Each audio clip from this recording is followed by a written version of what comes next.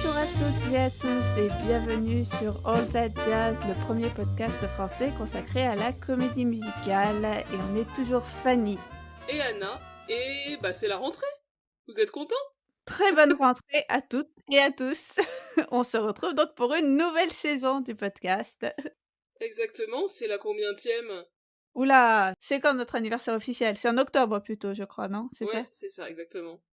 Bientôt 5 ans du podcast. C'est pas mal quand même! Et en tout cas, on a saisi l'occasion de la rentrée pour vous parler d'une série musicale qu'on a toutes les 2 beaucoup aimée à l'époque et qui n'est pas Crazy Ex-Girlfriend, parce qu'il y a eu d'autres séries musicales avant Crazy Ex-Girlfriend. On souhaitait donc aujourd'hui vous parler de la série Smash. Eh oui, est-ce que vous vous souvenez de cette série? C'est une série donc musicale de 2 saisons qui a été diffusée de 2012 à 2013 sur la chaîne NBC. Fanny, dis-nous de quoi ça parle en gros. Alors Smash, c'est une série qui chronique l'univers de Broadway. On est vraiment plongé dans cet univers et on va suivre en particulier la création d'une comédie musicale biographique sur Marilyn Monroe. On va y revenir, hein, mais ça a vraiment la particularité de détailler tous les stades de la production, de l'idée originale jusqu'à l'ouverture à Broadway et on en voit même, encore un petit peu davantage. Et là encore, on va y revenir, mais un des principaux enjeux de la série sera de savoir qui aura l'honneur de jouer la star Marilyn Monroe. Est-ce que ce sera l'expérimentée Ivy Smith ou la novice Karen Cartwright? Alors, on va commencer par vous parler du contexte de création de la série, d'où ça vient et qui figure dans l'équipe de la série. Elle a été créée par la dramaturge et scénariste Teresa Rebeck sur une idée de Steven Spielberg, oui, lui-même, et du producteur Robert Greenblatt, qui travaillait au départ pour Showtime, et c'est une idée qui date de 2009. Comme Crazy Ex-Girlfriend quelques années plus tard, on va avoir passage d'une chaîne du câble, donc Showtime, à une chaîne de network, NBC, parce qu'en fait Robert Greenblatt est passé de Showtime à NBC et il a emmené le projet avec lui. Donc on a passage d'une chaîne payante avec des abonnés à une chaîne gratuite, ce qui implique une forme un peu différente, en raison notamment des coupures pub, et souvent un traitement plus grand public, moins audacieux, on va dire. Smash passait le lundi soir après The Voice sur NBC, donc The Voice était censé booster un peu Smash. À propos du côté audacieux, apparemment dans le pilote originel de la série, hein, celui prévu pour Showtime, il y avait beaucoup de nudité. C'est ce que Mm. disait Katharine McPhee qui joue le rôle de Karen. Donc ça devait être un ton un petit peu différent. Et pour, reprendre la comparaison avec Crazy Ex-Girlfriend, donc Smash n'a pas réussi à tenir ce pari, hein, de prolonger une série sur, davantage que 2 saisons, en Mm. dépit de petites audiences, hein, puisque la série donc s'arrête au bout de 2 saisons et l'avis général a été que la série a été plutôt bien reçue en fait, par la critique, mais avait une audience beaucoup trop confidentielle pour une chaîne de network, hein. C'est une série qui est globalement jugée trop niche, on y reviendra. Alors Smash arrive à un moment où une autre série musicale bien connue marche très bien, il s'agit évidemment de Glee qui a été lancée en 2009. Alors, de manière générale, hein, on peut dire que Glee a été, novatrice dans cette vague de séries musicales qui va déferler à partir, des années 2010. Glee a donné l'espoir aux chaînes de network de pouvoir faire des cartons d'audience avec des séries musicales, notamment selon un modèle économique qui va exploiter les bénéfices tirés de, l'exploitation des chansons, en fait, indépendamment des recettes publicitaires, des chaînes. Cet espoir que NBC place dans Smash, peut se mesurer aux dépenses publicitaires, hein, qui ont été engagées au lancement de la série. La série a notamment fait l'objet de spots publicitaires pendant la fameuse coupure du Super Bowl, hein, ce moment de très grosse audience sur les télés américaines et donc où les spots sont extrêmement chers. Donc, NBC a fait de la pub pour Smash à ce moment-là et le pilote a plutôt très bien marché, hein. La chaîne a presque pu espérer un hit grâce à cette série. 11 millions de téléspectateurs et 38 de part de marché sur les 18-49 ans. C'était en fait le meilleur démarrage pour une série dramatique de la NBC. Mais finalement, comme on l'a dit, la série a fait un flop. Alors, pour revenir sur l'équipe créative de Smash, on a évidemment des gens très importants dans la création de la série, ce sont les compositeurs des chansons. Et donc pour Bombshell, qui est la fameuse comédie musicale consacrée à Marilyn Monroe, et aussi pour d'autres morceaux au fur et à mesure de la série, les compositeurs vont être le fameux duo Mark Shaiman et Scott Whitman, qui sont connus notamment pour avoir écrit la musique de la comédie musicale Hairspray. Et ensuite, en saison 2, on va en reparler aussi, mais il y a une autre comédie musicale qui est introduite, qui s'appelle Hit List. Et là, on va faire appel à des jeunes compositeurs de Broadway, notamment Pasek and Paul, donc qui à l'époque étaient un peu moins connus, c'était avant leur big reveal sur Dear Evan Hansen, les paroles de La La Land, etc., Greatest Showman aussi. Il y a eu aussi Joe Iconis, qui lui aussi était avant son succès à Broadway avec la comédie musicale Be More Chill, et puis d'autres jeunes compositeurs. Alors, le concept de base, c'était que chaque saison suivrait la production d'une nouvelle comédie musicale, et que si c'était faisable, Steven Spielberg participerait à la production d'une version scénique de la comédie musicale en question. L'idée est venue très vite de commencer avec un musical sur Marilyn Monroe. D'ailleurs, c'est marrant, dans le pilote de la série, Julia fait remarquer, donc Julia c'est le personnage de la librettiste et parolière de la comédie musicale, elle fait remarquer la fascination pour la figure de Marilyn Monroe. Elle dit il y a plein de livres, plein de films, etc. Et il y a aussi des comédies musicales. Il le mentionne d'ailleurs dans la série en disant: «Il y a eu des comédies musicales où ils ont essayé de faire des comédies musicales, mais ça a raté». En tout cas, en 1972, il y a eu la comédie musicale, Sugar, qui est donc pas directement sur Marilyn Monroe elle-même, mais qui est en fait une adaptation du film, de Billy Wilder, Certain Lame Show, le film de 59. Et apparemment, il y aurait aussi une nouvelle adaptation, à venir, de Certain Lame Show avec des chansons de Shaiman et Whitman justement, et avec, Christian Borle qui joue aussi dans la série. Donc on demande à voir. Ouais, ça ouvre en novembre, je crois, et ça a l'air pas mal. Et cette fascination pour Marilyn Monroe, c'est toujours vrai. Hein. Voilà, on a commémoré d'ailleurs les 60 ans de la mort de Marilyn cet été, et donc on continue de parler d'elle. Et il y a notamment le film Blonde qui va sortir sur Netflix le 28 septembre, donc voilà, on est vraiment toujours dans un monde où Marilyn Monroe est un objet de fascination. L'adaptation du coup du roman de Joyce Carol Oates? Oui, adaptation relativement libre si j'ai bien compris, mais c'est basé sur ça, ouais. OK. Alors pour finir sur, on va dire, le contexte de production de la série, à la fin de la saison 1, Teresa Rebeck part. Elle est remplacée par Joshua Safran comme showrunner.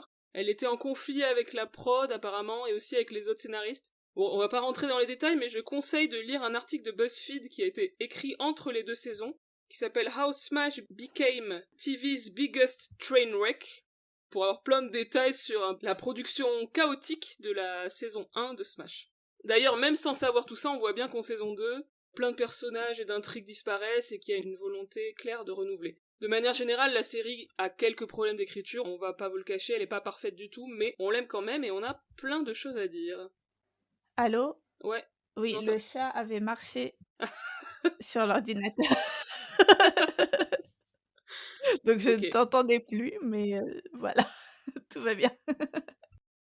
On va donc à présent vous parler un petit peu du cast, abondant, hein, de parce que c'est une Mm. série qui est chorale, c'est-à-dire qu'il y a beaucoup de personnages. Donc on va vous, présenter les, membres principaux du cast de Smash. Alors, Debra Messing joue Julia Houston, qui est la librettiste et parolière de la comédie musicale Bombshell. Debra Messing, c'est une actrice qui est principalement connue pour son rôle dans la sitcom à succès Will and Grace, qui a été diffusée de 98 à 2006, puis de 2017 à 2020. Christian Borle joue Tom Levitt, qui est le compositeur donc, de Bombshell. Donc Christian Borle, c'est une star de Broadway qui a déjà 2 Tony à son actif pour, ses rôles de Blackstash, dans Peter and the Starcatcher et de Shakespeare dans, Something Rotten. Je l'ai vu, dans Something Rotten, il était très bien. Trop bien. Il a notamment joué le prince Herbert dans la production originale de Spamalot et Emmett dans la production originale de Legally Blonde, donc vraiment un vétéran de Broadway. Dans le rôle de Karen Cartwright, donc la nouvelle venue, à Broadway, on a Katharine McPhee. Donc Katharine McPhee, elle a été, connue par les téléspectateurs américains pour avoir participé à l'émission de télécrochet American Idol en 2006. Elle a été finaliste, donc c'est pas elle qui a décroché le titre, mais comme souvent, c'est parfois les finalistes plutôt que les vainqueurs qui, tirent leur épingle médiatique du jeu. Apparemment, tous les Américains étaient Mm. offusqués que ce ne soit pas elle qui ait gagné et c'est ça qui a, lancé sa carrière. Elle a joué dans d'autres séries depuis, notamment des séries non musicales. et notamment apparu dans une vidéo que j'essaie de retrouver, mais je pense qu'elle a disparu de l'internet, en tout cas je l'ai pas retrouvée, de soutien à Donald Trump, puisque donc Oui, c'est une fervente républicaine qui a largement financé aussi le parti républicain et c'était un truc genre Women for Trump, elles étaient 3 là à faire ouais, je me souviens, ouais. une espèce de danse là, c'est mais j'ai pas réussi à le retrouver. Donc voilà, voilà et elle est accessoirement, apparemment mariée à un multimilliardaire de 70 ans. C'est tout ce que j'ai à dire sur Katharine McPhee. Elle ne m'est plus spécialement sympathique, alors qu'à l'époque, elle m'était plutôt sympathique. Donc dans le rôle d'Ivy Lynn, donc la concurrente de Karen, on a Megan Hilty, donc le personnage d'Ivy, c'est une actrice de Broadway qui a beaucoup d'expérience, mais qui n'a jamais eu de rôle principal, qui a toujours été cantonnée à l'ensemble. Et Megan Hilty, tout comme Ivy, a une très grosse expérience, de Broadway, sauf qu'elle, dans la vraie vie, si on peut dire, elle a eu l'honneur de jouer un rôle principal et pas des moindres, hein, si je puis dire, puisqu'elle a notamment joué le rôle de Glinda dans Wicked. Elle a même historiquement été la 3e Glinda dans la production originelle, hein, après Kristen Chenoweth et Jennifer Laura Thompson. Donc c'est assez rigolo, hein, cette, consonance générale, hein, des acteurs et des personnages dans la série et d'ailleurs il est dit à propos d'Ivy qu'elle a joué, dans Wicked, donc tout comme, Megan Hilty dans la vraie vie. Dans le rôle du metteur en scène Derek Wills, on a l'acteur Jack Davenport. J'aime beaucoup cet acteur britannique que j'avais découvert dans l'éphémère série fantastique Flash Forward en 2009. Je me suis toujours pas remis du fait qu'ils ont annulé cette série. Et je l'ai revu depuis dans The Morning Show. Il jouait le mari de Jennifer Aniston. Alors c'est un acteur qui, ne sait ni chanter ni danser, hein, et apparemment ça a été, très difficile pour lui de jouer, un rôle de chorégraphe, hein, puisque donc Derek dans la série est à la fois metteur en scène et chorégraphe. Il y a notamment une scène où il doit montrer des pas de mambo, je crois, à Katharine McPhee et apparemment pour l'acteur c'était très compliqué parce qu'il avait aucune idée de ce qu'il devait faire et il dit: «Après ça, ils m'ont plus jamais écrit de de scène de danse». Dans le rôle de la productrice Eileen Rand, donc celle qui va, prendre, le risque financier de monter Bombshell, on a la merveilleuse Anjelica Huston, cœur, cœur, cœur, ai-je noté sur mon document. Donc Anjelica Huston, c'est bien sûr, Morticia dans La famille Addams, c'est bien sûr aussi la fille du réalisateur John Huston. Elle joue notamment dans plusieurs des derniers films de son père, par exemple dans L'honneur des prédits pour lequel elle reçoit en 1985 l'Oscar de la meilleure actrice dans un second rôle. Oui, c'est une superbe actrice. Elle est sublime aussi dans un film que j'adore, qui est le dernier film réalisé par John Huston, qui s'appelle Jean de Dublin, je vous le conseille. Enfin, dans la saison 2, on a Jeremy Jordan qui va jouer Jimmy Collins, qui est un jeune compositeur hyper doué. Jeremy Jordan, c'est une des coqueluches de Broadway, on peut dire ça comme ça. Il s'est fait connaître au début des années 2010, notamment avec Newsies et Bonnie and Clyde. Plus récemment, on l'a vu dans Waitress ou encore dans Little Shop of Horrors, la version qui s'est jouée off-Broadway. Il est aussi notamment dans le film The Last 5 Years avec Anna Kendrick et dans la série Supergirl, dont j'ai vu plusieurs saisons. Et alors dans Smash, il a un personnage qui est quand même très arrogant, un peu énervant, et c'est marrant ce contraste en fait avec sa persona, à la fois sa persona de meilleur ami sympa dans Supergirl, et aussi sa persona publique de mec qui a l'air relativement adorable. On voulait aussi parler de quelques seconds rôles et guest stars notables de la série, parce qu'il y en a quand même un max. Il y en a beaucoup et de manière générale, on peut dire qu'ils sont souvent sous-employés, comme si, leur présence était avant tout motivée par le fait de faire plaisir aux fans de Broadway ou peut-être aussi de se coopter entre potes. Ils ont peut-être: Mm. «Ah bah, moi j'ai un plan sur une série télé, tu veux faire 1 ou 2 épisodes?» Je sais pas trop comment ça marche. Oui, Mais voilà, sans vraiment que chacun de ces, acteurs ait besoin de chanter dans ses en réalité, il y a pas tant de rôles chantants et dansants dans Smash puisqu'ils n'incarnent pas tous des acteurs, tout simplement. Et d'ailleurs, je pense que quand ponctuellement on fait chanter un Christian Borle, donc le personnage du compositeur, parce que soi-disant le mec qui devait jouer le oui, rôle est pas là, bah, c'est pour faire chanter Christian Borle, mais dans l'absolu, c'est bizarre que le compositeur, joue dans un numéro de la pièce. oui, oui, complètement. Alors, je me lance dans la liste des seconds rôles. Alors, on a d'abord, c'est un ordre un peu aléatoire, Will Chase, qui joue Michael Swift, donc un comédien qui lui-même joue Joe DiMaggio, le joueur de baseball qui a été le mari de Marilyn Monroe, dans Bombshell, attention, c'est méta. Et du coup, ce personnage de Michael Swift va aussi avoir une aventure avec Julia, la librettiste de Bombshell. Will Chase, c'est un acteur de Broadway que personnellement j'ai connu parce qu'il est dans la captation de Rent, il joue le rôle de Roger. Et il joue aussi dans une autre série musicale, la série Nashville, autour de l'univers de la country. On a également Brian Darcy James, un comédien de Broadway très prolifique, on l'a vu dans Shrek, on l'a vu lui aussi dans Something Rotten. Il fait aussi l'officer Krupke dans le West Side Story de Spielberg. Alors lui, il joue le mari de Julia et les scénaristes ne savent visiblement pas trop quoi en faire, il chante à peine et on s'en débarrasse après la saison 1. Toujours très frustrant, comme dans le West Side Story, de le voir, mais on ne met pas du tout à l'honneur ses talents de chanteur et danseur. Oui, c'est vrai. Leslie Odom Jr. joue le rôle de Sam, qui est un des danseurs de l'ensemble. Alors Leslie Odom Jr., il est connu notamment pour avoir incarné Aaron Burr dans le cast original de Hamilton.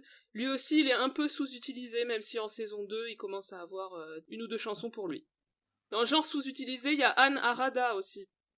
Oui, elle, donc qui a été, la créatrice du rôle de Christmas Eve dans, la production originale de Avenue Q. Ici, elle joue l'assistante à la mise en scène, mais elle ne chante absolument pas, hein. C'est presque impossible de se douter que c'est une star de Broadway, elle aussi. Et là encore, c'est la même chose dans Schmigadoon, parce qu'elle apparaît aussi dans la série Schmigadoon et à mon souvenir, elle ne, chante et danse pas non plus, à moins que peut-être dans un numéro d'ensemble vers la fin. Peut-être dans un ensemble, mais ouais. Ouais, ses talents sont pas du tout spécialement mis en valeur. Alors, on a une star du cinéma qui vient jouer une star du cinéma. C'est Uma Thurman. En fait, elle incarne Rebecca Duval, qui est une actrice qui vient jouer dans Bombshell, puisque l'équipe créative de Bombshell estime qu'il faut prendre une plus grande star pour porter le show. C'est un personnage qui est pas mal, qui aurait pu être mieux écrit, je trouve. Moi, je me suis dit qu'au revisionnage, je trouve que ce rôle dépasse la simple caricature de la star de cinéma diva qui est parachutée là et qui vient faire des caprices. C'est un peu le souvenir, en fait, que j'en avais de façon un peu simpliste. Bon, ça va un peu plus loin, même si ce n'est pas très approfondi, mais bon, comme beaucoup de choses dans dans Smash, on va y revenir. Je me disais aussi que le fait de caster Uma Thurman dans un rôle de star de cinéma qui se toque à un moment donné de sa carrière, de faire de la comédie musicale, bon, bah, c'est assez consonant aussi avec la vraie vie d'Uma Thurman qui a pareillement joué dans la comédie musicale, enfin le film de la comédie musicale Les Producteurs, alors que personnellement, moi, je ne savais pas trop, qu'elle chantait, et ou dansait, avant de la voir dans cette comédie musicale. Ouais, c'est vrai. J'aime bien dans l'épisode 10, en fait, son arrivée dans la série, parce qu'on nous annonce une star, mais la série joue avec le suspense, c'est-à-dire on nous annonce Rebecca Duval, mais la série nous dit il va y avoir une star qui va arriver, quoi. Et donc on retarde l'arrivée du Matterman pendant tout l'épisode 10, ça m'a fait rire. À l'inverse, une énorme star de Broadway qui apparaît dans la série, c'est Bernadette Peters, qui joue la mère d'Ivy. Donc c'est un rôle proche d'elle-même puisque c'est une légende de Broadway. D'ailleurs, la première fois qu'on la voit, elle chante Gypsy, Everything's Coming Up Roses. Donc on est vraiment sur là aussi une correspondance entre le personnage et l'actrice qui l'incarne, même si je ne pense pas que Bernadette Peters soit horrible avec ses enfants comme dans Smash, mais voilà. À la même époque, enfin plus exactement l'année d'après, enfin l'année qui suit la deuxième saison de Smash, elle sera aussi dans Mozart in the Jungle, qui était donc une série, aussi une série backstage sur l'univers de la musique classique, et d'un orchestre philharmonique. Donc, un petit peu comme si à l'époque, elle s'était toquée de faire de la télé et d'apparaître dans toutes les séries backstage. Et on l'a vu plus récemment dans Zoe's Extraordinary Playlist, où elle jouait la copine de la mère de Oui, Zoé. c'est vrai. Donc elle est dans toutes les séries musicales. Oui, je Sauf Crazy Ex-Girlfriend. ouais, elle a kiffé faire de la télé Bernadette ou alors elle a une maison à payer, je sais pas ce que Ouf, je pense que ça va pour elle. Ceci dit, vraie question, est-ce que les stars de Broadway, je pense pas que tu sois milliardaire même en étant star de Broadway, en fait. Est-ce que le spectacle vivant, ça rapporte aux États-Unis? Milliardaire, non, mais quand t'es quelqu'un sur lequel un show peut se monter, par exemple, avec ton nom, ou des trucs comme ça, je pense que tu te débrouilles dans la vie. Je dis pas qu'elle est... Oui, je pense que ça va, tu vois? Mais c'est pas ça a rien à voir avec les stars de Non, ouais, cinéma, je oui, je pense. crois que t'as raison, ouais. Alors dans la saison 2, on a Jesse L. Martin qui joue le producteur de Hit List. Et Jesse L. Martin, c'est un des membres du cast original de Rent. Tout comme les Daphne Rubin Vega, qui elle joue l'attachée de presse de Bombshell dans la saison 2. Toujours dans la saison 2, on a Krista Rodriguez, qui est super, moi j'aime bien cette actrice. Dommage que l'écriture de son personnage soit pas top.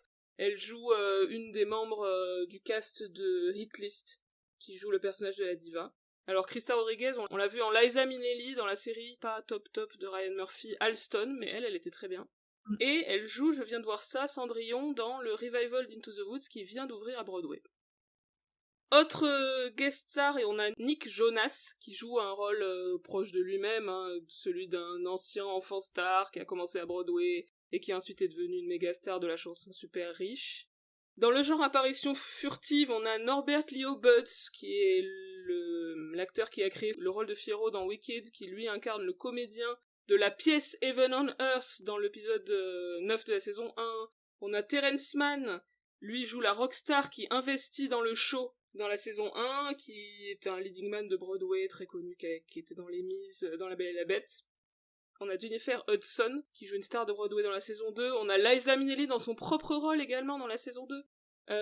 On a Lin-Manuel Miranda qui est là, évidemment, en saison 2 dans son propre rôle. Mais il joue une version un peu connard de lui-même, qui discute avec le personnage de Tom, et qui fait des remarques un peu acides. Et on a aussi Philippe Assou, qui a un tout petit rôle de membre de l'ensemble de Hit List. Philippe Assou, c'est Eliza dans Hamilton. Elle a une phrase dans toute la série, mais je l'ai reconnue. Et aussi dans son propre rôle, on a le critique théâtre du New York Post, Michael Riddle. Donc on a vraiment beaucoup d'apparitions furtives du monde du théâtre. Ouais, et encore, on n'a pas cité tout le monde.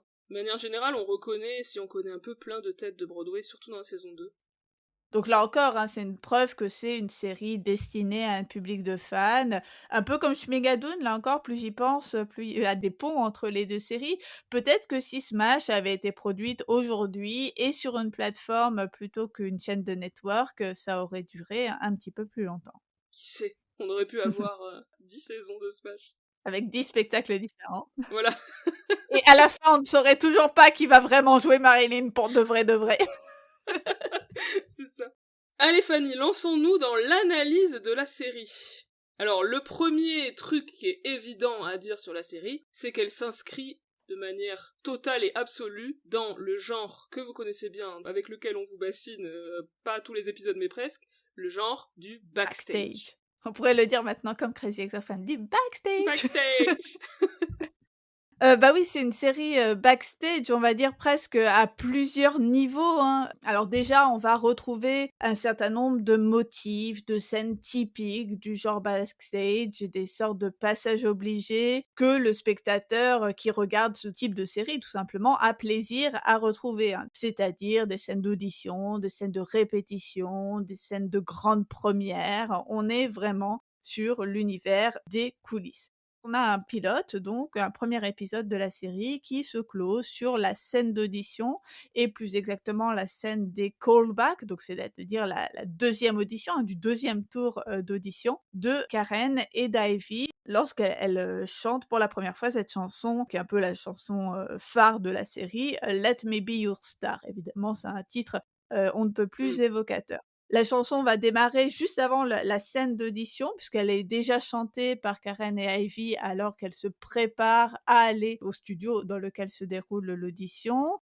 Et on a un montage alterné, hein, qui nous les montre l'une après l'autre, mais aussi qui nous montre les différents membres du jury qui se préparent à se rendre à cette audition. Karen et Ivy, elles vont alterner les couplets puis les phrases, donc on a une alternance qui est de plus en plus rapide et un montage également de plus en plus rapide qui, suit cette alternance vocale qui est destinée bien sûr à nous indiquer qu'elles sont presque interchangeables. Elles se rejoignent toutes les 2 dans un même plan devant le théâtre où se déroule l'audition et ensuite, pendant leur audition, on continue ce montage alterné des 2 femmes en train de chanter avec des plans vraiment, similaires en termes de cadrage, en termes de mouvement. On les voit toutes les 2 dans des travelling circulaires, toutes les 2 dans des plans-pieds, des plans moyens puis des gros plans. Donc on a vraiment cette idée dès le pilote que les 2 actrices sont en compétition parce qu'elles sont musicalement et visuellement interchangeables. Mais tout ça, ça montre bien que, c'est le choix entre ces 2 actrices qui est un choix cornélien, inextricable et qui va motiver encore une fois tout l'arc narratif de la saison 1. Donc je trouvais que c'était intéressant parce que ce passage nous montre dès le tout début de la série, en quoi c'est vraiment une série musicale, à savoir une série dans laquelle, les enjeux narratifs vont être retranscrits, de Mmh. façon assez fine en musique et en danse.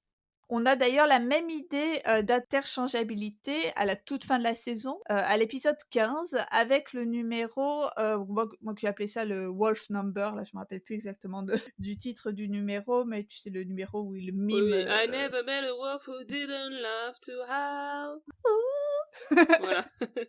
c'est un numéro que plus tôt dans la saison, Ivy avait chanté, mais que dans ce dernier épisode, Karen répète avant la grande première de Boston et en fait, on a un montage entre Karen en train de répéter et le souvenir d'Ivy de sa performance passée.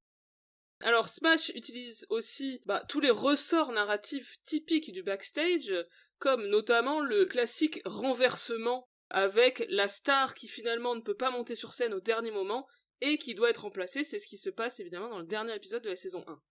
C'est même un trope si éculé que Eileen elle-même, donc le personnage dans la série, dit à un journaliste, bon bien sûr c'est pour, faire bonne figure, hein, mais que c'est une grand old theater story, hein, que c'est un truc vieux comme le monde dans le monde du théâtre. On trouve aussi ce même genre de trope lorsque, quasiment au même moment, l'interprète qui devait jouer, Joe DiMaggio, s'en va brusquement parce qu'il va faire, une série télé et que donc Michael Swift, hein, le premier interprète qui jouait DiMaggio à l'origine, doit être rappelé en catastrophe. Bon, voilà, il y a toujours cette idée de reprendre un rôle au pied levé sans aucune préparation, pour, sauver le spectacle. Et de façon plus générale, on a l'utilisation d'un certain nombre de thématiques récurrentes du genre backstage. Beaucoup d'entre eux qu'on retrouve, depuis l'époque de la comédie musicale hollywoodienne classique, hein, donc on est dans quelque chose même un type de backstage vraiment très, très classique, si on peut dire. Et pour commencer, on a la rivalité entre les deux stars féminines. Donc cette rivalité entre Ivy et Karen, et cette recherche, hein, de la meilleure Marilyn, c'est vraiment ce qui sous-tend tout l'arc de la saison 1, du premier au dernier épisode et au fil de la saison, les configurations entre qui est star, qui est dans l'ensemble, ça ne cesse de se recomposer. Et ouais, ça joue sans arrêt sur ça, notamment au dernier épisode de la saison 1 où on a un suspense sur qui va être la remplaçante du coup de Rebecca qui s'en va. Et donc on a un retour en arrière de 12 heures, un flashback, pour vraiment faire mariner le téléspectateur avant de lui révéler qui va incarner Marilyn. D'ailleurs, au tout début de l'épisode, c'est filmé du point de vue de cette interprète de Marilyn, puisqu'elle se dirige vers la scène et on voit tous les, autres personnages, lui, souhaiter bonne chance, enfin lui dire, break a leg avant qu'elle monte, sur scène. Mais au début de l'épisode, on ne sait pas encore, qui c'est et donc, on maintient le suspense pendant pratiquement tout l'épisode, hein, parce que si, quelques minutes plus tard, on désigne d'abord Karen, il y a encore un rebondissement dans Oui. l'épisode qui, suggère que peut-être finalement ça va être Ivy. Enfin, on nous tient sur des chardons ardents presque jusqu'à la fin. Cette compétition sans fin pour la place de star, avec cette idée que rien n'est jamais joué pour de bon, ça s'explique en fait tout simplement par les ajustements multiples, hein, qu'un spectacle connaît au fil de sa production, de son développement et avant son ouverture, à New York. Là, on peut dire que cette spécificité de la production théâtrale, ça sert plutôt bien le, récit sériel, hein, qui, comme chacun sait, a besoin d'étirer le temps au maximum, hein, puisque c'est, par définition des récits au long cours. Mm. Ça me fait penser, on pourrait par exemple faire une série sur toute la saga de Funny Girl à Broadway, là, avec Binnie Feldstein, remplacée par Léa Michel, machin, tous les trucs behind the scenes, là. Ouais, je pense qu'il y a matière à un bon drama là. C'est ça. Cette rivalité entre deux femmes, c'est aussi évidemment une rivalité entre deux types féminins. Donc on va avoir Ivy qui est la blonde expérimentée sexy versus Karen, qui est la brune débutante, un peu la girl next door, ingénue, redneck. Donc on a vraiment un parallèle très fort avec les deux interprètes des personnages. Ouais, on exploite à fond leurs personnages respectifs avec cette idée aussi que les, spectateurs, savent qui est chacune des 2 actrices et dans la façon dont est traitée, Karen, enfin le personnage de Karen, on peut faire un parallèle avec la façon dont était présentée Katharine McPhee en tant que candidate d'American Idol avec, sa mère, si je me souviens bien, qui la coachait. Enfin voilà, c'était vraiment le côté, fille venue de l'Amérique profonde, Mm. un peu de nulle part, quoi.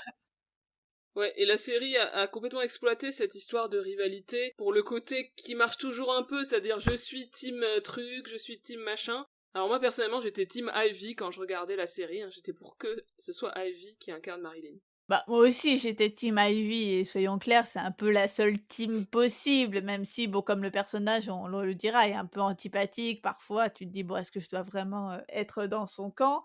Mais c'est sûr que Ivy, c'est le choix naturel pour Marilyn Monroe, hein. C'est ce qu'ils disent depuis le début. Elle a le type, elle a la morphologie, elle a Mm. l'expérience. Tandis que Karen, c'est le choix un peu plus, à rebours du truc, voilà, il y a que Derek qui a ça dans sa tête, enfin bref, don't get me started. On va en parler. Ouais. Et en fait, cette histoire de rivalité, ça rejoint aussi plus généralement un trope sur les rivalités, féminines, un truc qui n'est pas du tout, évidemment, réservé au backstage, qu'on retrouve, également largement dans la comédie romantique. Oui, complètement. Donc là, bon, dans le cadre du backstage, ça s'incarne à travers les crasses que les femmes concurrentes sur un même rôle vont se faire. Et il faut bien dire que c'est quand même plus Ivy qui fait des crasses à Karen que l'inverse. Elle est quand même super méchante, même après avoir obtenu le rôle dans la saison 1. Ouais, c'est assez gratuit. Le revirement est un peu trop spectaculaire. Je trouve qu'elle est un peu trop méchante pour que ce soit crédible, puisque encore une fois, à ce stade de la série, Karen ne lui a pas fait grand-chose, sinon avoir aussi auditionné pour le rôle. Oui, non, Ivy est vraiment une bitch, je suis désolée, c'est la meilleure pour le rôle, je suis d'accord avec toi, mais là, en revisionnant, je me suis dit qu'elle abuse, quoi. Alors, la relation Karen-Ivy est centrale dans toute la série, elle a des hauts et des bas. Je trouve pas mal qu'elles deviennent pas forcément les meilleures copines du monde, mais bon, là, ça va un peu trop loin dans le côté bitchy, et je trouve que la série manque un peu l'occasion de ramener progressivement peut-être un discours sur la sororité, mais bon, comme on va le voir, le féminisme n'est pas le fort de cette série. C'est le moins qu'on puisse dire. La façon dont va être présentée cette compétition acharnée entre les 2 femmes, ça va aussi plus globalement dans un portrait, assez dur du monde du spectacle. On nous montre les entraînements épuisants, les perspectives de réussite, incertaines, la précarité aussi, la précarité financière. Il est mentionné à un moment que, voilà, pour le workshop qu'ils font, enfin toute la partie où le spectacle est vraiment simplement en développement, ils travaillent, presque pour rien, hein. Je crois qu'il dit à un moment 200 $ par semaine, quelque chose comme ça. Hmm. Donc voilà, on comprend que c'est, tout à fait un sacerdoce. Il y a aussi la question de la santé mentale des artistes qui est abordée à travers le personnage d'Ivy, qui à un moment a des problèmes de drogue, puisque elle a un problème de voix, du coup elle prend des médicaments. Ces médicaments l'amènent elle n'arrive plus à dormir, donc elle en prend d'autres pour dormir, d'autres pour se détendre, etc. Donc elle développe une addiction. Il y a aussi toute la dépression qu'elle fait après le workshop, parce que toute l'intensité retombe, on sait pas ce que va devenir la comédie musicale, donc elle devient déprimée. Voilà, donc la question de la santé mentale est abordée, ça va pas très loin, c'est pas Crazy Ex-Girlfriend non plus, mais c'est quand même intéressant. Alors il y a un autre grand thème qui, je trouve, ressort dans ce match et là encore qui est un thème très classique, du backstage, hollywoodien, c'est la promotion de l'art pour l'art. C'est-à-dire que si ces jeunes professionnels acceptent de vivre dans une si grande précarité, une si grande incertitude, c'est avant tout parce qu'ils aiment, chanter et danser. Et ça, c'est vraiment un commandement fort de la comédie musicale hollywoodienne. On est artiste parce qu'on aime exercer son art, non parce qu'on recherche la gloire. La gloire n'est en réalité qu'une récompense secondaire. Et dès le début, en fait, l'opposition entre Karen et Ivy, ça suit vraiment cette morale. Karen, elle est présentée avant tout comme une novice qui aime être sur scène, qui aime chanter, qui aime danser, tandis que Ivy, elle est présentée comme une ambitieuse qui ne se satisfait pas d'être modestement dans le chorus Mmh. d'une revue de Broadway, mais qui veut attirer à elle toute la lumière. Ça explique le fait qu'à plusieurs reprises, Karen ne va pas faire les choix professionnels les plus rationnels. Dans la saison 1, à un moment donné, elle manque son rendez-vous avec un producteur de musique qu'il avait repéré pour être présente pour la présentation du fameux workshop pour lequel ils sont très mal payés. Dans la saison 2, elle va quitter le succès assuré Bombshell au profit de la comédie musicale confidentielle Hit List. Donc elle suit vraiment son cœur sans avoir de plan de carrière très préétabli. Mais c'est cette attitude qui est valorisée par la série, puisque systématiquement les choix de Karen vont être couronnés de succès. Elle va triompher dans Bombshell malgré tout, même si au début c'est pas elle qui a le rôle quand ça n'était qu'un workshop. Puis elle va triompher dans Hitlist. Bon, même si finalement c'est Ivy qui a su se racheter et qui remporte le Tony, hein, quand même, spoiler. Alors, un autre thème que tu avais repéré, Fanny, c'était la question de l'opposition entre l'art et l'argent. Là aussi, hein, c'est de longue date un des grands leitmotifs du genre, au cinéma comme à la télévision. Ça fait écho plus généralement à une représentation un petit peu romantique de l'artiste dégagé de toute contingence matérielle. Ici, on a très clairement une opposition entre d'une part les artistes qui vont être gouvernés par leur vision créatrice et d'autre part les financiers qui cherchent avant tout à tirer profit de leur investissement.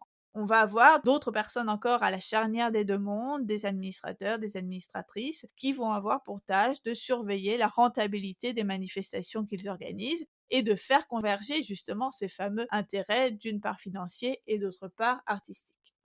Et donc cette thématique-là, elle va s'incarner notamment dans les intrigues autour de la productrice, donc Eileen, qui est une productrice qui est en difficulté financière, hein, puisqu'elle vient juste de divorcer et son mari lui fait des crasses tout le temps. Et évidemment, ce personnage du producteur qui est au bord de la faillite et donc doit faire un show pour se sauver, c'est quelque chose de hyper récurrent dans le genre backstage, de Gold Diggers of 33 jusqu'au producteur par exemple.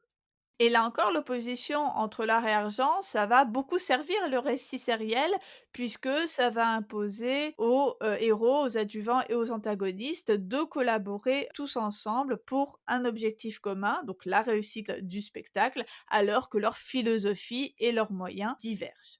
Ça va aussi donner lieu à des scènes imposées, des sortes de motifs récurrents des séries backstage, comme un type de scène qui serait le dîner de mécènes, le dîner de fundraising.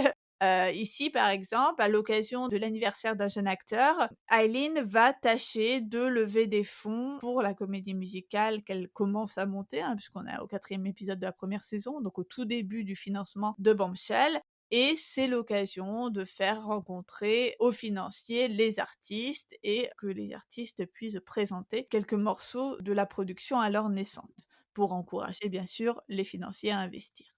Il y a aussi toute la dimension médiatique, les rapports avec la presse, avec les critiques, ça c'est surtout en saison 2, avec notamment l'épisode où Ivy fait de la promo à la télé, avec le personnage de l'attaché de presse qui va discuter de stratégie promotionnelle avec l'équipe, avec aussi donc le personnage du critique du New York Times qui va avoir une relation avec Eileen, mais cette relation finalement ne peut pas se concrétiser puisque voilà, il va faire une critique pas dithyrambique de Bombshell, enfin voilà, il y a toute cette dimension médiatique aussi qui est abordée, on a vraiment de l'idée originale jusqu'à la promotion, tous les aspects de la création d'une œuvre qui sont abordés. Autre thématique très importante dans le backstage, c'est la thématique de la répétition et de l'apprentissage au fil des répétitions. Dans le genre backstage, la répétition est au centre. Le plaisir du spectateur, et notamment dans la série backstage, est celui de voir les numéros s'améliorer au fil de leurs diverses occurrences. On avait déjà parlé dans Glee des multiples reprises de la chanson Don't Stop Believing. Oui, c'est vrai que là, le motif de la reprise, dont on a parlé plein de fois parce qu'il est propre à la comédie musicale, il est vraiment surutilisé de par son incarnation dans le genre backstage. Oui, puisque c'est comme si c'était poussé à son paroxysme, puisqu'ici on a plein de fois les mêmes chansons, mais à différents stades de leur développement. Donc on va avoir une sorte de tissage, récurrent des correspondances entre différentes versions des mêmes, numéros.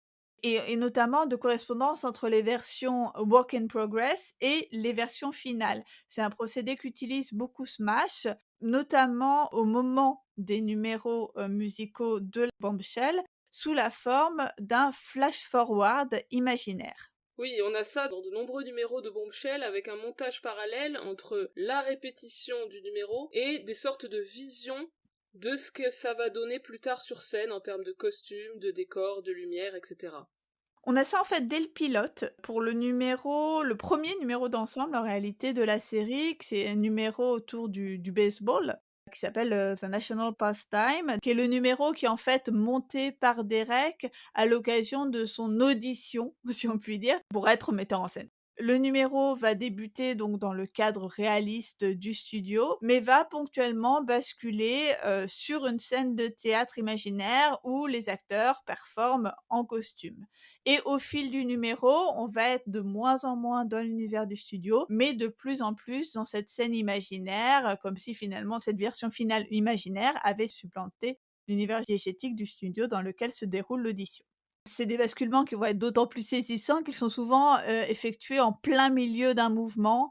On a un moment qui m'avait assez marqué, où on a Ivy qui commence à faire le geste de lancer un baiser pendant qu'elle est en studio et le baiser va être finalement lancé sur scène. Donc on mélange Mm. vraiment de façon très, très forte, ces 2 univers. Alors à quoi ça sert ce type de procédé? Bah, ça sert bien sûr à redonner un peu de spectaculaire à quelque chose qui ne le serait peut-être pas assez, à savoir une scène de répétition, mais aussi à montrer aux spectateurs comme aux spectateurs diégétiques, c'est-à-dire aux spectateurs présents à l'écran de cette performance, que le spectacle a beaucoup de potentiel. Et qu'une fois qu'on a fait cet effort d'imagination, qui est d'ailleurs demandé aux personnes à qui assistent à l'audition, eh bien ça peut donner quelque chose de très, très bien.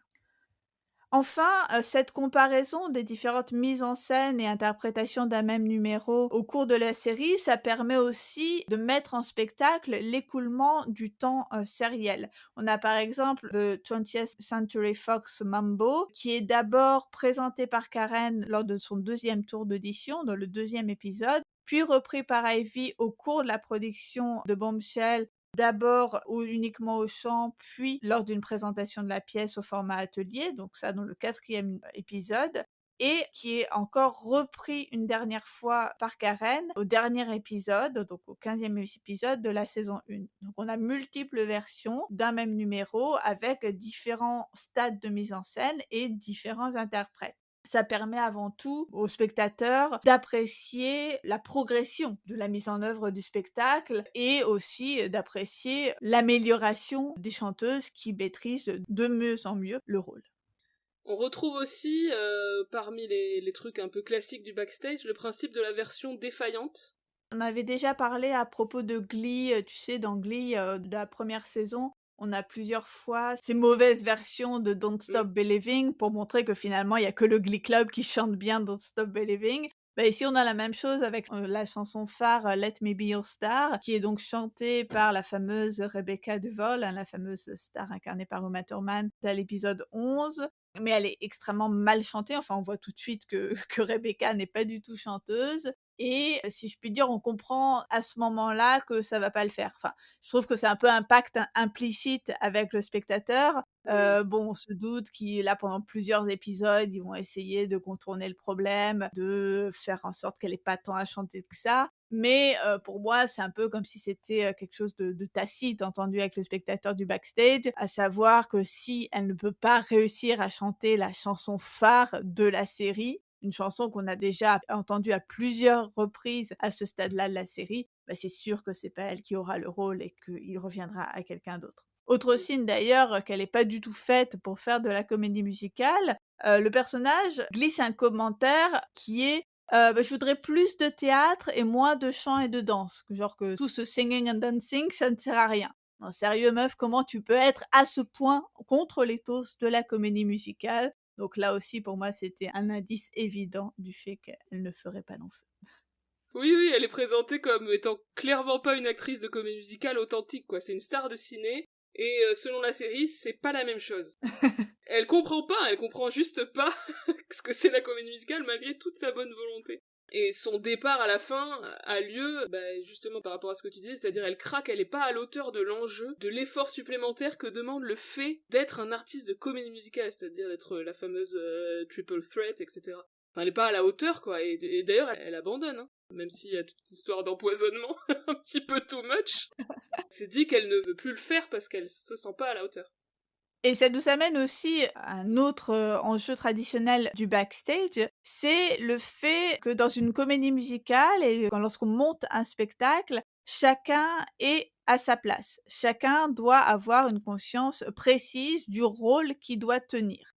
Ça, c'est lié, au caractère choral de la série, et c'est quelque chose qu'on va retrouver au-delà de seules séries sur le monde du spectacle, hein, puisqu'on pourrait aussi dire que Smash, en tant que série backstage, ça s'inscrit aussi plus généralement dans ce sous-genre de séries professionnelles. Des séries qui vont se dérouler dans, par exemple, l'univers, médical, voilà, on en a beaucoup, hein, c'est aussi un peu ce même genre de séries très chorales, séries avec des rôles, très établis. Ici, on a quelque chose d'assez important sur la façon dont on doit se comporter quand on est membre de l'ensemble. Et au début, on a le personnage de Karen qui a du mal vraiment à s'intégrer dans le groupe. Il lui est reproché de chanter beaucoup trop fort. Ça lui est notamment reproché par Ivy, hein, qui glisse de façon un petit peu peste, comme on le disait tout à l'heure, que certains semblent ne pas savoir, je cite, que ensemble signifie as one, donc comme un. On a Karen qui, chante beaucoup trop fort et donc le mixage, renforce ça, hein, Mm. puisque sa voix est vraiment prédominante, hein, par rapport aux autres, dans ce qu'on entend et donc cette impossibilité finalement de savoir être en groupe,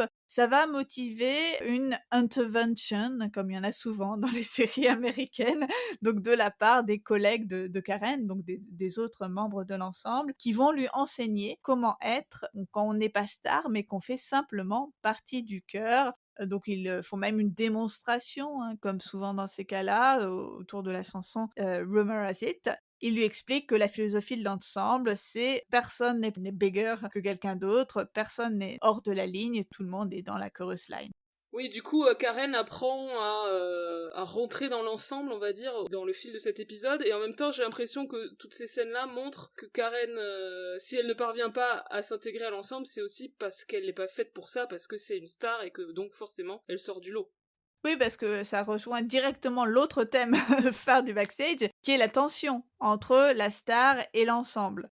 C'est source de multiples rebondissements dans la série, puisqu'on a ce statut exceptionnel de la star qui fait qu'elle est souvent enviée, souvent jalousée, Mm. mais que en même temps, c'est son talent exceptionnel et singulier qui fait la réussite du spectacle et donc la réussite du groupe. On doit aussi avoir une star qui a le bon comportement et notamment une star qui ne cherche pas à écraser les autres, hein. C'est aussi ce qui est condamné dans ce, comportement, de diva, exagéré qu'a Ivy au tout début de la saison 1. Donc on a vraiment ces 2 aspects, un groupe qui sait soutenir sa star, mais aussi une star qui est à la fois exceptionnelle, mais modeste.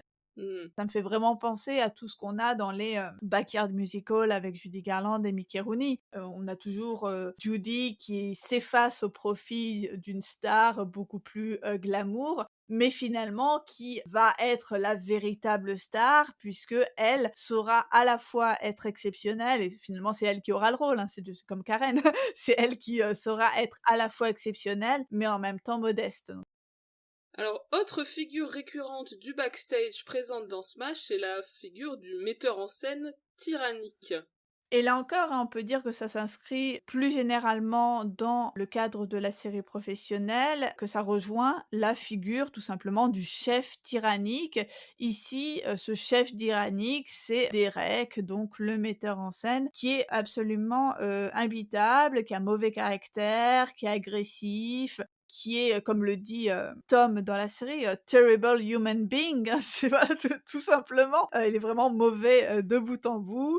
Il dénigre régulièrement les danseurs, il les oblige à répéter jusqu'à l'épuisement. On a des abus de pouvoir qui sont fréquemment à caractère sexuel, on va y revenir, hein, parce que dès le premier épisode, on a Derek qui suggère à Karen, Mm. de coucher avec lui, tout simplement, pour lui prouver toute la sensualité dont peut faire preuve, Marilyn. Ce qui est très problématique dans la série, hein, c'est que, ces abus de pouvoir ne sont pas clairement condamnés, alors même que les artistes qui vont en être victimes, se plaignent dans la diégèse. Ça aurait même plutôt tendance, et c'est ça qui me semble vraiment très grave, à donner aux auteurs de ces violences une charge presque charismatique. Puisque dès le début, lorsque le nom de Derek est évoqué pour la première fois, c'est évoqué à la fois «il est génial, mais c'est un connard», avec cette idée Mmh. que ça va de pair et que peut-être que c'est parce que, c'est un connard qu'il est génial. Enfin, Oui, oui. parfois, on a l'impression que les comportements abusifs de ce metteur en scène, sont justifiés, sinon excusés, au nom de l'art. La série n'est parfois pas même sans suggérer que c'est en étant ainsi rudoyés que les artistes donnent le meilleur d'eux-mêmes. Ça me fait penser d'ailleurs à certaines choses qui, se passent actuellement dans le milieu de la comédie musicale en France. On a vraiment exactement cette même justification. Et on a un truc qui m'a beaucoup exaspérée, et là même à la revoyure, on a tout un truc autour de la vision. J'en parlais tout à l'heure parce que vraiment ça m'a horripilée. Ces espèces de flashs, notamment dans le dernier épisode de la première saison, hein, où Derek voit, des apparitions en fait de Karen en Marilyn, et il le dit même à Ivy à un moment: «Je lui ai donné le rôle parce que je la vois. Je la vois dans ma tête». Enfin, franchement, je trouve que ce dialogue est particulièrement bête. Donc voilà, tu as vraiment, tout un truc autour du génie charismatique, du mec absolument imbitable, mais voilà, ça excuse tout. On est d'accord. Il y a quand même un truc intéressant, c'est que du coup dans la saison 2, Tom, qui est donc le compositeur, reprend le rôle de metteur en scène sur Bombshell, puisque Derek part travailler sur Hit List, et il va incarner une figure moins tyrannique, ce qui ne va pas non plus sans problème, il n'est pas toujours sûr de lui, il cherche trop à être ami avec le comédien, il y a toute une thématique dans l'épisode 10 de la saison 2, où il est triste parce que Ivy n'est plus aussi proche de lui qu'avant. À un moment, il donne sur un coup de tête un rôle à Sam, le personnage du danseur dont il est amoureux, et il ose pas lui dire que finalement il pourra pas lui donner. Il y a une réflexion sur la séparation entre travail et vie privée, sur l'idée que les amitiés et les amours empêchent parfois un environnement de travail sain et qu'il faut pouvoir séparer les deux, ce que ne font quasiment jamais les personnages de la série. Effectivement. Dans l'épisode 5 de la saison 2, il y a le numéro Public Relations qui montre Tom qui se projette lui-même dans différents personnages à l'intérieur du numéro musical lorsqu'il essaie d'en imaginer la mise en scène. D'ailleurs, c'est une mise en scène assez chouette à l'ancienne, mais plutôt improbable puisqu'on a un plan zénital à la Busby Berkeley là sur les danseurs en cercle, mais qui est très joli. J'adore ce numéro, je crois que c'est clairement un de mes préférés. Ouais, c'est très bien, mais je pense que l'idée, c'est que, contrairement à Derek qui a un espèce de recul, lui, il est davantage à l'intérieur, et c'est pour ça qu'il peut s'imaginer à l'intérieur du numéro qu'il essaie de mettre en scène. Ça rejoint un peu ce que je disais tout à l'heure, puisque c'est pas sans suggérer que pour être un bon chef, il faut savoir se placer au-dessus de la mêlée, quitte à balayer tout le monde. Mais au final, la série ne va pas vraiment trancher entre ces deux visions du metteur en scène, même si Derek est tout de même présenté comme plus visionnaire, plus audacieux que Tom. Il me semble que Tom, il est quand même un peu présenté comme un tâcheron. Genre, il le fait naturellement parce qu'il est dans le milieu et il connaît les trucs, mais c'est jamais motivé comme, il est incroyable, en termes de mise en scène. Bah, il est pas présenté comme un génie de la mise en scène, mais il est quand même valorisé comme metteur en scène à plusieurs reprises, mais effectivement, on n'est pas sur le même registre. Mais ceci dit, lors des Tony Awards dans l'épisode final, il n'est jamais dit lequel des deux a gagné le Tony du meilleur metteur en scène, ou peut-être qu'en fait c'est ni l'un ni l'autre qui l'a gagné, mais c'est pas précisé, donc il y a peut-être un truc où la série ne prend pas finalement parti entre les deux personnages. Et alors, on avait encore quelques trucs problématiques qu'on avait, repérés dans la série et notamment encore à propos du personnage de Derek. Oui, bah, là, c'est vraiment là qu'on voit que la série, à mon avis, aurait été faite différemment si elle avait été produite quelques années plus tard. En gros, si elle avait été tournée après l'affaire Weinstein, après MeToo. Parce que avec ce personnage donc de Derek, qui est présenté comme un womanizer, alors qu'en fait c'est des histoires de harcèlement, enfin je trouve que c'est vraiment très problématique. À la fin de la saison 1, il y a une fausse accusation de harcèlement envers lui, puisque Rebecca dit qu'il l'a harcelée pour justifier qu'elle s'en aille du show, alors qu'en fait ils ont couché ensemble de manière consensuelle, mais c'est une bitch, alors elle dit qu'il l'a agressée, quoi. Et en plus, c'est ce personnage qui disparaît à ce moment-là, et donc ne peut jamais s'expliquer sur son accusation, et tout le monde soutient Derek sans se poser de questions, déjà ça m'a énervé, Et saison 2, c'est vraiment encore pire. On a l'apparition de personnages d'une jeune comédienne qui vient le voir à l'épisode 2 de la saison 2, qui essaie de lui faire comprendre que son comportement n'est pas ok, mais c'est traité comme une blague, parce que Derek, en fait, il est torturé par, non pas par le fait qu'il a harcelé des femmes, mais par la question, est-ce que les femmes couchent uniquement avec moi pour avoir des rôles? Il est jamais envisagé de le virer. Et en plus, ce personnage de jeune comédienne, donc qui s'appelle Daisy, revient plus tard pour dire pardon de l'avoir accusée pour faire avancer sa carrière, mais après, elle lui fait du chantage pour obtenir un rôle sur Hit List, et le traitement de ce personnage, présenté clairement comme une bitch arriviste, est vraiment, je trouve, abusé.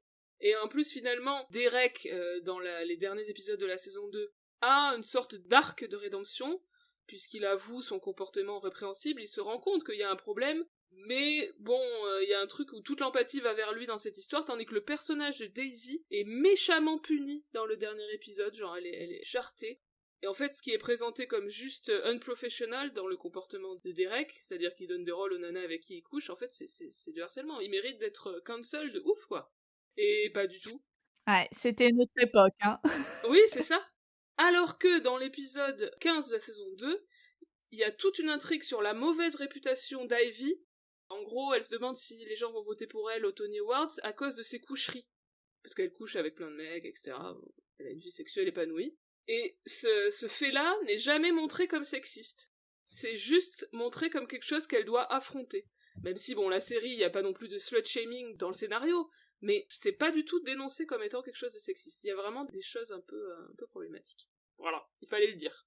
On ne laisse rien passer, même à ces séries qu'on sait, pas forcément au top, mais qu'on aime quand même. On signale tout ce qui ne va pas. On est comme ça, Voilà. nous, impitoyables. Alors le cœur de la série, c'est bien sûr la représentation du monde de Broadway et on voulait parler un petit peu des différentes façons dont ce monde, assez, mystérieux aussi, hein, faut le dire, pour ceux qui ne sont pas à l'intérieur, la façon dont ce monde est représenté dans la série.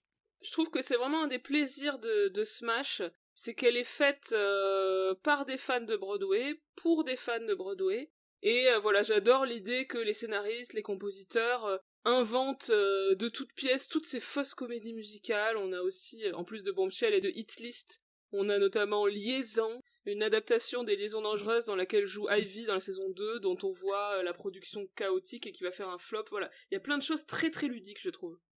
Et aussi, on va dire, pédagogique. Je trouve que, Smash, ça pourrait être aussi, une bonne façon d'enseigner comment on crée une comédie musicale, parce que c'est quelque chose qui est finalement assez peu documenté et notamment sur, les tout premiers stades de développement, hein, cette, période de workshop, le fait de rechercher des financements.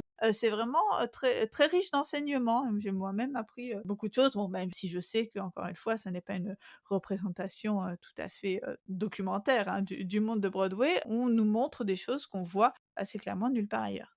Et la série, de manière générale, va commenter avec plus ou moins de recul, mais évidemment, puisque c'est une série créée par des gens de Broadway, donc ils peuvent pas avoir le recul absolu, mais ils vont quand même avoir des petites pointes sur les travers de ce milieu.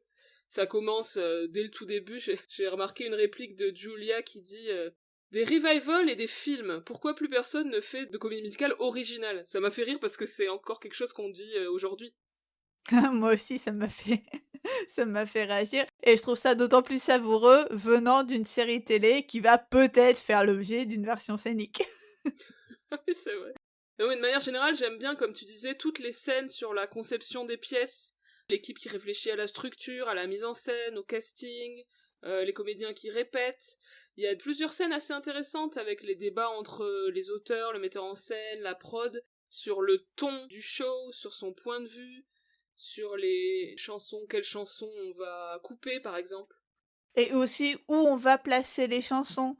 Mm. D'ailleurs, je me suis demandé dans quelle mesure c'était, réaliste, le fait qu'ils, composent toutes les chansons, presque. Enfin, tu vois, ils ont avant tout des idées de numéros et après ils écrivent une histoire autour. À un moment, il y a un personnage d'ailleurs qui fait le commentaire que ça peut pas juste être une succession de numéros. Moi, j'aurais bêtement pensé que tu écrivais ton histoire et que tu disais: «Donc là, il me faut un numéro, là, il me faut un numéro, là, il me faut un numéro» et là, ils ont d'abord fait les chansons Et même Let Me Be Your Star, au début, ils savent plus où le placer. Ils avaient envisagé d'en faire forcément la grande chanson qui clôture l'acte 1. Et à un moment donné, Julia a dit: «Ah bah non, c'est peut-être la chanson d'ouverture finalement». Enfin, il y a des choses très intéressantes, je trouve.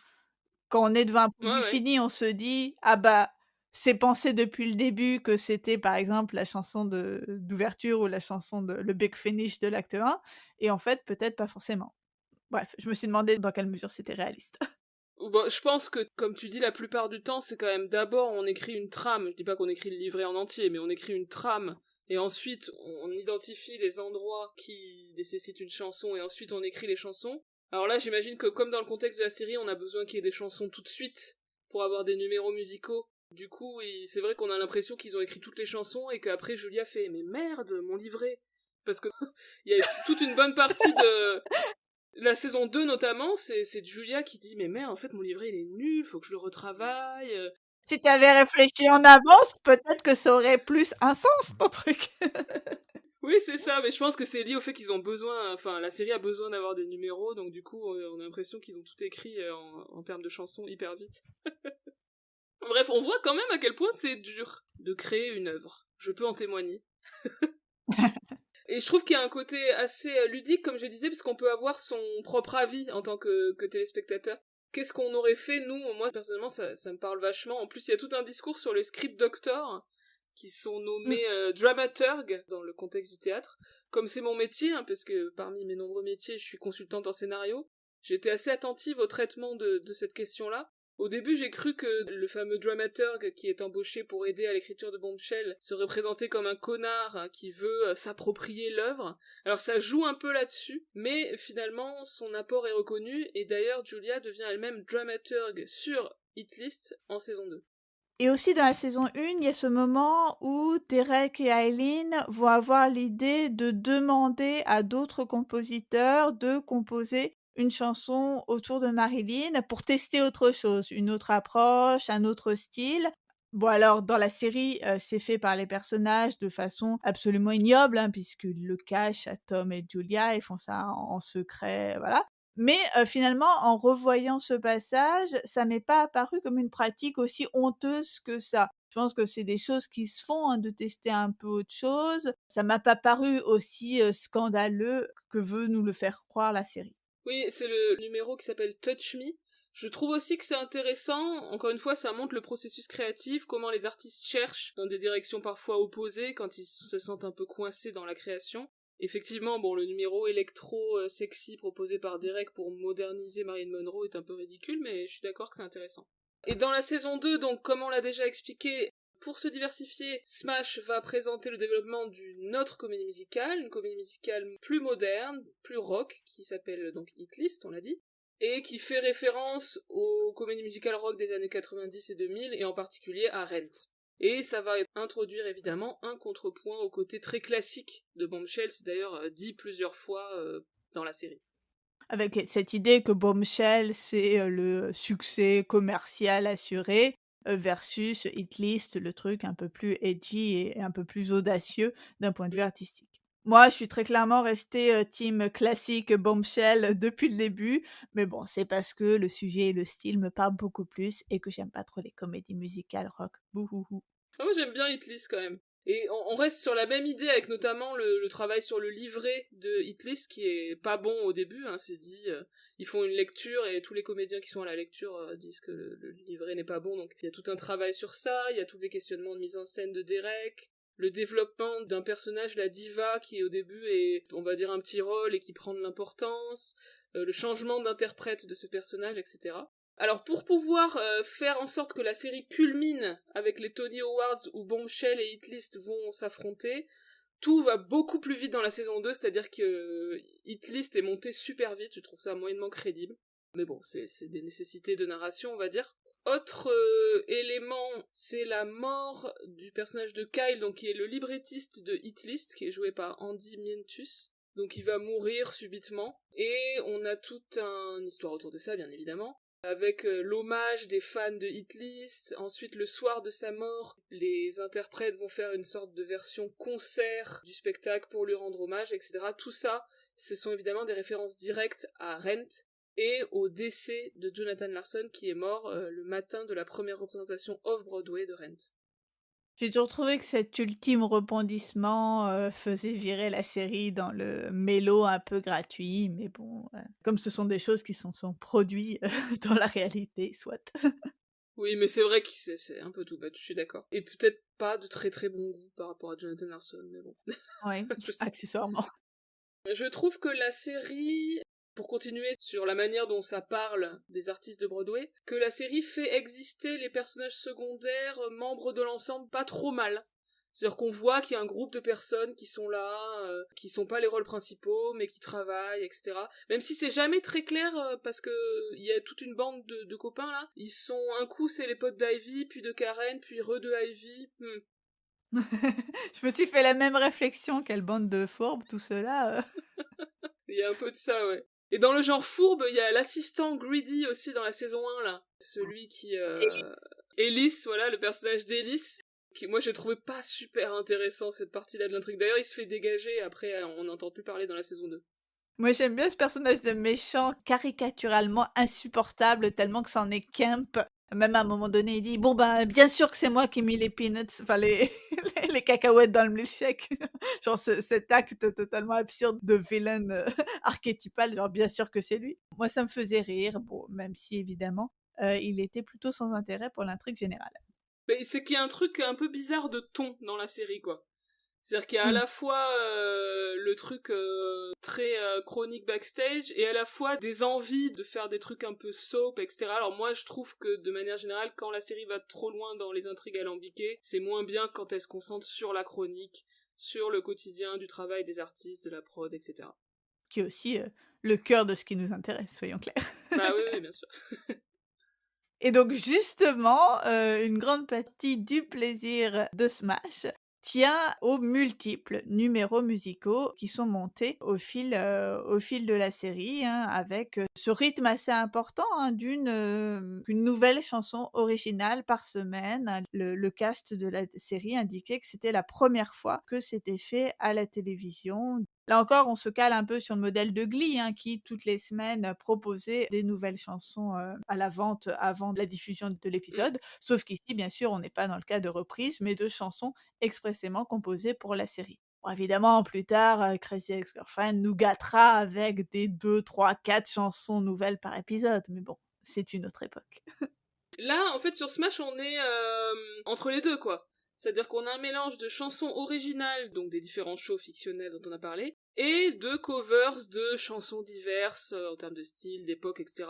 On a un répertoire fourre-tout proche de celui de Glee, on va dire. Et ça, je trouve que ça fait partie des aspects pas forcément les plus réussis de la série. Je trouve rarement les reprises de chansons pop intéressantes, en gros, dans la série. Si tu me demandes mes numéros préférés de Smash, c'est toutes des chansons originales écrites pour la série, quoi. C'est Mmh. pas les reprises, qui sont généralement juste un personnage qui chante sur scène, pas très bien intégré au récit. Très peu de numéros de reprises font comédie musicale vraiment, font avancer l'histoire. Au mieux, ça peut refléter vaguement le ressenti des personnages. Ouais, moi aussi, je trouve que ça apporte vraiment rien. D'ailleurs, pour tout avouer, j'avais totalement oublié, avant de le Mhm. revoir, qu'il y avait aussi des covers dans Smash. Je trouve que c'est généralement pas très bien intégré. Ils se mettent un peu à chanter, Out of Nowhere, hein, comme c'est souvent, reproché à la comédie musicale. Ici, je trouve que c'est assez vrai. Et le côté, fourre-tout du répertoire pop, je trouve que ça rend ces incursions contemporaines presque, déroutantes dans le fil de la série, très backstage, surtout aussi dans la saison 1, de par le sujet de la comédie musicale qui est montée, plutôt d'un style rétro. Donc je trouve que ces incursions pop, font vraiment étranges. Je suis d'accord. De temps en temps, il y a des tentatives de faire quelque chose, d'intégrer davantage le numéro, avec par exemple l'idée que les numéros vont se passer dans la tête des personnages, comme le moment Bollywood avec le petit ami qui est d'origine indienne, là, le petit ami de Karen. Bon, c'est légèrement cliché. La chanson aussi Would I Lie to You dans l'épisode 2 de la saison 2 avec toutes les femmes qui dansent autour de Derek. Mais bon, c'est pas forcément mieux. Donc clairement, selon moi, le mieux c'est les numéros issus de Bombshell, de Hitlist et les autres numéros inventés pour la série, quoi. Oui, carrément, je suis complètement d'accord. Et il y avait quelques chansons en particulier dont on voulait vous parler. Oui, alors on en a déjà parlé, mais je voulais rapidement refaire un point. Let Me Be Your Star, qui est la chanson qu'on entend dès le début, qui est un peu l'hymne du personnage de Marilyn, mais aussi l'hymne de ces deux interprètes, qui veulent devenir des stars, bien sûr. En fait, ça introduit dès le début l'idée que on a les chansons, et notamment les ballades de Marilyn, qui vont aussi servir à exprimer les sentiments des interprètes de Marilyn, pas seulement du personnage Marilyn à l'intérieur de Bombshell. J'avais un petit fun fact qui prouve que Smash n'est pas tombé dans l'oubli après sa diffusion. Dans un des derniers épisodes de la série Girls, en 2017, le personnage qui est joué par Andrew Rannells, donc Andrew Rannells, super interprète célèbre de Broadway, passe une audition pour une comédie musicale, et pour son audition, il chante quelques mesures de Let Me Be Your Star. Je me souviens avoir vu ça, j'ai bugué. En regardant Girls, j'étais là, putain, c'est la chanson de Smash. Et c'est drôle, il présente le morceau en disant que c'est issu du spectacle à succès Bombshell, issu de la série à succès Smash. Et donc Andrew Rannells explique en interview que c'est lui, évidemment, qui a proposé que ça soit cette chanson-là qui soit chantée en audition, et il dit aussi que tout le monde à Broadway regardait la série au moment où elle passait. Donc il y a vraiment un truc de... c'est une série pour les fans de Broadway, quoi. Et pour les gens qui sont à Broadway. Et c'est rigolo parce que dans Smash saison 2, Ivy à un moment dit qu'elle va regarder Girls, donc il y a peut-être aussi un retour d'ascenseur. Parmi les chansons vraiment cool, j'adore le 20th Century Fox Mambo, qui est un peu l'arrivée de Marilyn à la Fox. Et la chanson Don't Say Yes Until I Finish Talking, qui est la chanson de Daryl Zanuck, donc le boss de la Fox, qui chante entouré de boys en serviette de bain. Ouais, moi aussi, c'est clairement, certaines de mes préférées. Je trouve que toutes ces chansons en mode instantané de la vie des studios ont une petite vibe Sunset Boulevard. Ça m'a fait penser à des chansons comme Let's Have Lunch ou Sheldrake's Office. Bon après, c'est peut-être juste le thème qui me fait dire ça, mais ça m'y a fait penser. Ouais, c'est peut-être une inspiration, ouais. Est-ce qu'il y a d'autres comédies musicales sur l'univers des studios Bah, pas Chantons sous la pluie, mais Il y a peut-être City of Angels aussi, qui est d'ailleurs mmh. mentionné dans la saison 2. Ils en parlent parce que il est proposé à Tom d'aller faire une mise en scène de City of Angels. Bon, pardon, je m'éloigne, recadrons-nous. Dans les autres numéros, il y a vraiment beaucoup de numéros très très cool et catchy. Il y a The National Pastime, qui est la chanson de Marilyn sur le thème du baseball. Il y a History is Made at Night, que j'aime beaucoup aussi, qui est un duo amoureux entre Marilyn et Joe DiMaggio. Et il y a de très belles ballades, en plus de Let Me Be Your Star. They Just Keep Moving the Line, magnifique. Second Hand, Why Baby Grand. Et Don't Forget Me, qui est la chanson qui clôture Bombshell, en fait. Et bien que Fanny soit un peu moins fan de Hitlist, je voulais mentionner des chansons de Hitlist qui sont cool. Il y a évidemment Broadway Here I Come, on ne pouvait pas ne pas la citer, c'est la chanson iconique de la saison 2, qui est une sorte d'hymne là aussi, de gens qui veulent faire carrière à Broadway. Elle est jouée au piano à la fin du premier épisode de la saison 2, c'est une révélation pour Karen qui l'entend et qui sait qu'elle tient quelque chose d'exceptionnel. Puis cette chanson revient plusieurs fois et notamment elle revient en apothéose dans le dernier épisode avec la troupe de Hitlist qui la chante a cappella sur la scène des Tony pour montrer son unité retrouvée. Autre chanson que j'adore, il y a I Heard Your Voice in a Dream, qui est magnifique, même la mise en scène du numéro et la chorégraphie. Ça fait partie des numéros que j'avais vraiment gardé en tête et dont j'ai regardé pas mal de fois une version de très très mauvaise qualité sur YouTube. Et le numéro est l'objet d'un conflit entre Derek et Jimmy pendant tout l'épisode 8 de la saison 2, parce que Jimmy a une vision minimaliste de ce numéro et de Hitlist en général, tandis que Derek va chercher des gadgets élaborés, il veut mettre des écrans, etc. Et au final, Derek trouve la solution avec un concept de danse, on va dire contemporaine, qui marche vraiment super bien. Autre numéro trop cool, Original, qui est une chanson où l'héroïne, de Hitlist toujours, évoque deux chanteuses qui sont originales donc, Lana Del Rey et Lady Gaga, et là aussi, bon, j'imagine l'idée c'est d'inscrire Hitlist dans quelque chose de plus contemporain, qui fait référence à la pop de l'époque. Est-ce que ça leur a pas été demandé par la prod qui cherchait à élargir le public de la série? Je sais pas exactement. Et pour finir, voilà, comme c'est le dernier numéro de la série, je le mentionne en dernier, il y a un numéro qui est donc fait évidemment par les deux leads féminins, donc Karen et Ivy, qui chantent ensemble cette chanson qui s'appelle Big Finish sur la scène des Tony Awards, donc évidemment pour sceller un peu leur réconciliation. Et ça m'a fait penser un peu au final de Chicago, la chanson Nowadays, même si c'est dans un contexte un peu moins criminel, on va dire. Et comme on l'a dit tout à l'heure, en plus de faire un certain nombre de numéros musicaux et donc de tisser globalement l'intrigue backstage, il y a un certain nombre d'autres intrigues et notamment des intrigues amoureuses qui viennent se greffer à tout ça. Oui, pour moi, c'est la partie la plus faible de la série. Par exemple, j'avoue que l'histoire, l'aventure entre Julia et Michael, là, moi je suis désolée, mais les intrigues sur les gens qui peuvent pas s'empêcher de tromper leur partenaire, genre je ne peux pas m'en empêcher, je dois mentir à ma famille parce que vraiment je suis trop attirée par toi, ça a tendance à un petit peu me gaver. Avec des trucs assez invraisemblables, hein. La meuf, elle écrit une chanson d'aveu et elle la laisse traîner chez elle. Son mari la trouve et hop, direct, il comprend. Enfin, j'ai Oui, trouvé ça très bizarre. ça n'a aucun sens. Genre j'étais là, mais pourquoi il comprend forcément que c'est une Ouais, chanson ça, écrite en lien avec leur histoire personnelle, enfin c'est... c'est pas évident, hein. Bref, puis il y a voilà, toute l'intrigue sur l'adoption. Donc Julia et son mari veulent adopter un enfant. Apparemment, ça c'était issu de l'histoire personnelle de la créatrice de la série. Mais ça fonctionne pas du tout. Les histoires aussi autour de son fils qui fume du shit. Enfin, on s'en fout. Donc ouais, la série s'enfonce dans des intrigues vraiment sans intérêt, comme les scènes au boulot du petit ami de Karen dans la saison 1 qui n'ont aucun intérêt. En plus, moi, j'ai pas bien compris, ce qu'ils tramaient exactement, sinon qu'à un moment, ils veulent faire sauter un politicien parce qu'il a des dossiers, compromettants. Enfin bref, je sais pas. J'ai Bah rien oui, compris. surtout, qu'est-ce que ça vient faire là, quoi. Bah oui. Il y a aussi les histoires de drogue, ils aiment bien les histoires de drogue, hein. Il y a donc le mec d'Aileen, là, Nick, qui en fait trempe dans des trucs de drogue, même il va en prison dans la saison 2. Ouais, ils adorent ça, hein, parce que, je sais pas, peut-être pour ajouter un côté un peu criminel, mais sans aller trop loin, tu vois, c'est juste de la drogue. Il y a aussi tout le passé du personnage de Jimmy, là, le personnage de Jeremy Jordan, qui va être au centre de pas mal de scènes dans la saison 2. Donc vraiment, au niveau des intrigues qui sont pas directement liées au backstage, je trouve vraiment là que la série peut perdre, perdre du monde, quoi. Et on va, clôturer cet épisode en vous parlant des suites de la série, ou plutôt des multiples, ramifications ou autres productions qu'elle a générées puisque, Smash n'est absolument pas tombé dans l'oubli, même si la série a 10 ans aujourd'hui. Mais oui, c'est fou, en fait, elle est restée dans les mémoires, hein, malgré les quelques défauts qu'on a mentionnés. Mais au fil des années, on a eu des projets multiples de monter en vrai les spectacles inventés pour la série.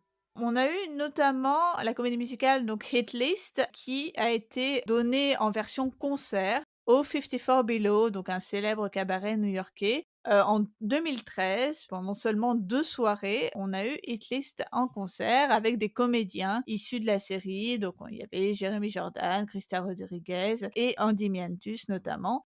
Donc il y avait un livret très minimaliste, hein, mais écrit pour l'occasion, donc ajout de scènes parlées pour lier les séquences chantées entre elles évidemment, alors que d'ailleurs dans la série Hit List est supposée être une comédie musicale sung through. Et il y a également 2 chansons, je crois, qu'on entend pas dans Smash. Donc peut-être qu'ils ont été écrits pour la série puis coupés, ou qui ont été écrites après pour cette version concert, je ne sais pas. Mais en tout cas, on peut trouver une captation absolument pas officielle, mais néanmoins correcte de ce concert sur YouTube. Autre ramification de Smash, le grand concert Bombshell, qui a été donné en 2015. Donc un concert autour des chansons de la comédie musicale dans la série. Ouais, c'était un concert de charité pour le Actors Fund au Minskoff Theatre de New York, qui a été sold out très vite. Donc là aussi, on voit En qu'il y avait 15 quand même un minutes nom. apparemment. En 15 minutes, ah ouais. Oui, oui, donc ça montre qu'il y a quand même un engouement qui est resté même après la fin de la série. Toutes les chansons de Bombshell donc sont interprétées dans ce concert, avec beaucoup de numéros évidemment par Megan Nitti et Katharine McPhee, mais aussi par Jeremy Jordan, alors que dans la série il a absolument rien à voir avec Bombshell, par Christian Borle, et par certains oubliés de la série qui ont le droit de chanter cette fois-ci, Brian Darcy James, Anne Harada, il y a aussi un numéro de Leslie Odom Jr. Il n'y a pas de narration, hein. En gros les chansons sont dans l'ordre de l'histoire de la pièce telle qu'elle est présentée dans la série, mais il n'y a pas d'histoire. Et les chansons sont entrecoupées par des citations du journal de Marilyn Monroe, lues par Debra Messing et par d'autres. On peut le trouver en ligne. Il a été mis sur YouTube pendant le premier confinement en 2020, et la captation qui n'avait pas donc été diffusée jusque-là est agrémentée de témoignages en mode Zoom, enfin, en distanciel, par les membres du cast de la série. J'ai regardé rapidement les parties Zoom là pour préparer cet épisode. C'est vraiment intéressant sur le développement de la série, je vous le conseille. Et autre version qu'on attend presque, si on peut dire, depuis le début, c'est, la version Broadway, la version, Bombshell à Broadway, comme c'est présenté dans la série. On en parle depuis longtemps, mais ça devrait peut-être finalement voir le jour.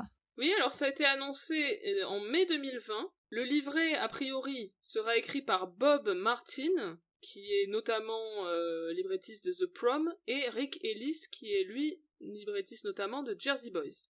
Évidemment, ça sera sur les chansons de Shaiman et Whitman, dont au moins une nouvelle, selon la page Facebook de Mark Shaiman, qui poste beaucoup de choses. Et ça sera produit par les producteurs de la série, dont Steven Spielberg. Alors, apparemment, contrairement à ce que je croyais, là j'ai vraiment fait une découverte, ce sera pas Bombshell en tant que tel, mais ça sera une sorte de behind the scenes sur la création de Bombshell. Donc, vraiment une pièce backstage dans le même esprit que la série Smash elle-même. C'est un peu étonnant, en effet. Est-ce que ça signifie qu'ils y croient pas suffisamment? Comme si Bombshell ne pouvait se suffire, à elle seule et qu'il faut forcément être, dans un truc méta? Comme si on pouvait pas tout simplement, au premier degré, faire une comédie musicale sur Marilyn Monroe? Enfin, je sais pas, je trouve que c'est étonnant. Bah, ils veulent vraiment le raccrocher à la série, et d'ailleurs ça s'appelle pas Oui. Bombshell, ça s'appelle Smash the Musical. Donc c'est clairement une adaptation de la série en comédie musicale.